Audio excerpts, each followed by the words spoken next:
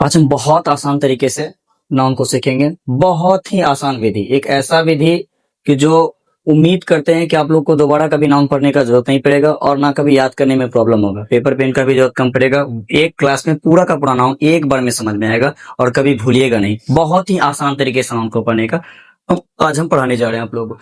Noun तो लगभग सब आदमी जानते हैं। Noun is the name of anything. किसी भी चीज, व्यक्ति, वस्तु, स्थान आदि के नामों को हम नाम कहते हैं। यानी कोई भी चीज है उसका कोई ना कोई तो नाम होगा। नाउन को 5 भागों में बांटा गया है।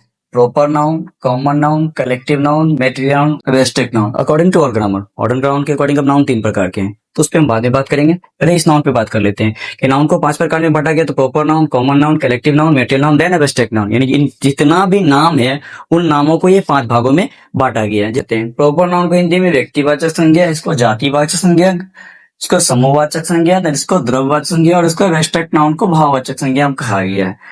अब हम प्रॉपर नाउन के विषय में, एक ऐसा नाउन जो इंडिविजुअल हो, एक ऐसा नाम बोलते हैं सिर्फ एक व्यक्ति का, उसका कोई भी दूसरा सब्स्टिट्यूट ना हो, वैसा नाम प्रॉपर नाउन कहलाएगा। जैसे कोई व्यक्ति है, उसका खुद का नाम, जो कोई मेरा ही नाम रईस, तो प्रॉपर नाउन। कोई स्थान है, जैसे कोई जगह, कोई प्लेस, कोई कंट्री, इंडिया, नेपाल, अमेरिका, ये उसका खुद का नाम है, प्रॉपर नाउन। कोई स्थान जैसे पूर्णिया, कटिहार, पटना, गया, प्रॉपर नाउन है। उसी तरह कोई संस्था, कोई फर्म, कोई कंपनी जैसे टाटा, रिलायंस, प्रॉपर नाउन है। जैसे कोई नदी, उसका सिर्फ खुद का नाम, जैसे गंगा, प्रॉपर नाउन है। तो एक ऐसा नाम जो सिर्फ सिंगल हो, उसका कोई दूसरा सब्स्टिट्यूट ना हो, वो प्रॉपर नाउन कहलाएगा। एग्जांपल के तौर पे आप कह सकते हैं किसी व्यक्ति का नाम, जैसे राम, श्याम। फिर कोई कंट्री बेसिस पे नाम लिख दीजिए तो India, America.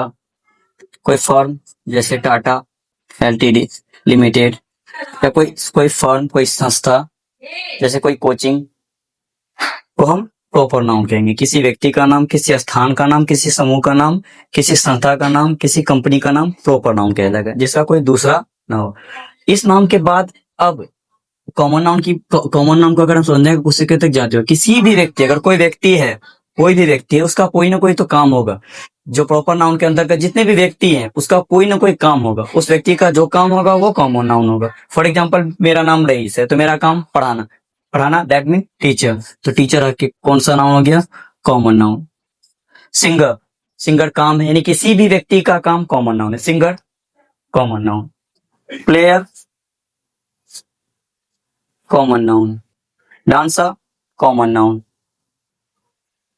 Poet common noun. किसी भी, ये सभी काम है, किसी भी व्यक्ति का कोई भी काम, जो प्रॉपर नाउन के अंतर्गत जो व्यक्ति होंगे, उस व्यक्ति का कोई ना कोई तो काम होगा। जो भी काम होगा वो काम हमेशा कॉमन नाउन कहलाएगा। उसके बाद जितने भी एनिमल्स है, लाइक कैट, डॉग, काउ, इन सभी को भी कॉमन नाउन के अंतर्गत रखा गया है। जितने भी एनिमल्स है, छोटे बड़े, सभी को लगभग कॉमन नाउन के अंतर्गत रखा गया है। सबसे आसान तरीका कॉमन नाउन का, कोई भी व्यक्ति का काम हमेशा कॉमन नाउन होता है। उस व्यक्ति का वो प्रोफेशन को दर्शाता है, उसके इंटैक्ट जाति को दर्शाता है।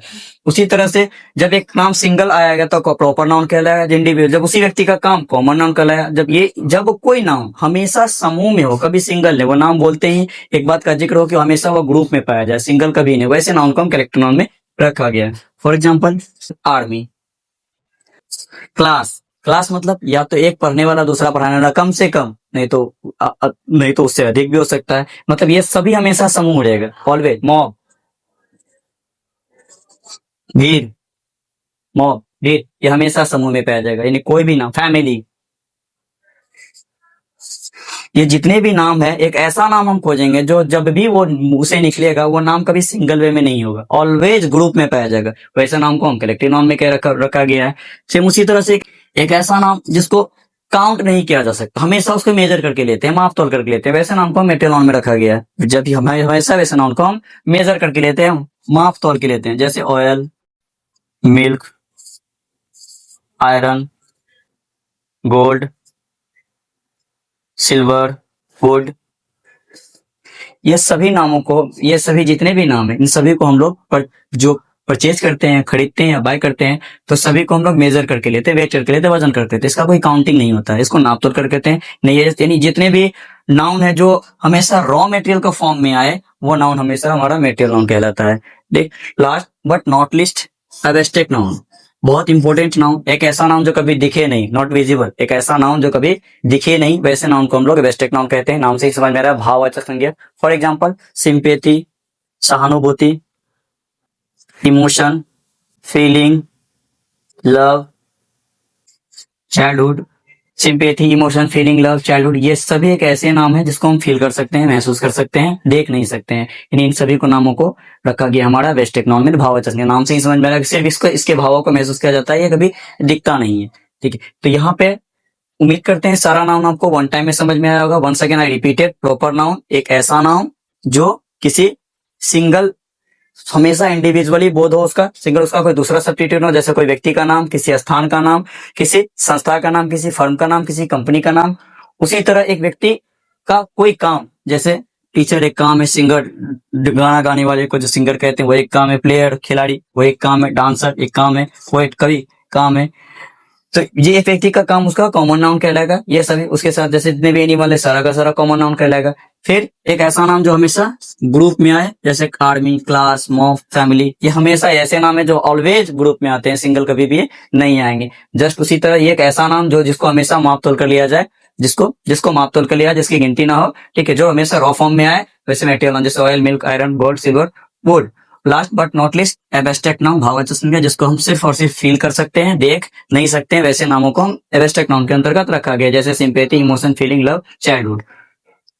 उम्मीद करते हैं यहाँ तक समझ में आ गया होगा। इसका डिफिनेशन किसी भी एग्जाम में पूछता नहीं है, जैसे प्रॉपर नाउन किसे कहते हैं, कॉमन नाउन किसे कहते हैं, कलेक्टिव नाउन किसे कहते हैं, मेटेरियल नाउन किसे कहते हैं। अब उसको हम पूरा का पूरा डिफिनेशन अगर याद कर ले, ऐसे नाउन को प्रॉपर नाउन कहते हैं जो किसी एक व्यक्ति या एक वस्तु या एक संस्था का बोध कराता हो, वो आपसे एग्जाम में नहीं पूछने वाला है। एग्जाम में आपका एक कॉन्सेप्ट जानना जरूरी है कि प्रॉपर नाउन एक्चुअल में है क्या, किस कॉन्सेप्ट के अंतर्गत हम प्रॉपर नाउन को पहचानेंगे, या किस कॉन्सेप्ट के अंतर्गत हम कॉमन नाउन को पहचानेंगे, या किस कॉन्सेप्ट के अंतर्गत हम कलेक्टिव नाउन को पहचानेंगे। इसका क्या नेचर है, वो नेचर हम आपको बताने का कोशिश किया। एग्जाम में आपके लिए नेचर जानना जरूरी है। इस नेचर के आधार पर अपने आप खुद ब खुद आप उस वर्ड को क्वालिफाई कर लीजिएगा और सही फाउंड आउट कर लीजिएगा कि कौन प्रॉपर है, कौन कॉमन है, कौन कलेक्टिव है, कौन मेटेरियल है, कौन एब्स्ट्रैक्ट है। उम्मीद करते हैं यहाँ तक समझ में आ गया होगा। एक चीज इसमें जानने के लिए है, मेटेरियल नाउन के अंतर्गत बहुत इंपॉर्टेंट लाइन, मेटेरियल नाउन जो हमारा ये रॉ फॉर्म में है, इनसे अगर कोई चीज मूल रूप में बन जाए, मेटेरियल, जैसे ये वुड मतलब लकड़ी, और लकड़ी से अगर कोई चीज बन जाए, जैसे फर्नीचर, टेबल, चेयर, तो फिर ये मेटेरियल नाउन नहीं रह जाता है।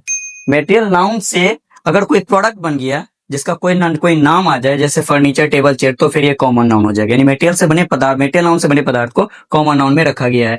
सिल्वर से अगर कोई चीज क्रिएट हुआ, जैसे रिंग, ऑल्सो गोल्ड से भी क्रिएट हो सकता है, रिंग, ज्वेलरी, नेकलेस, तो वो सभी को भी रखा गया है हमारा कॉमन नाउन के अंतर्गत। उम्मीद करते हैं आप लोगों को यहाँ तक समझ में आ गया होगा। मिलते हैं नेक्स्ट वीडियो में। Thank you.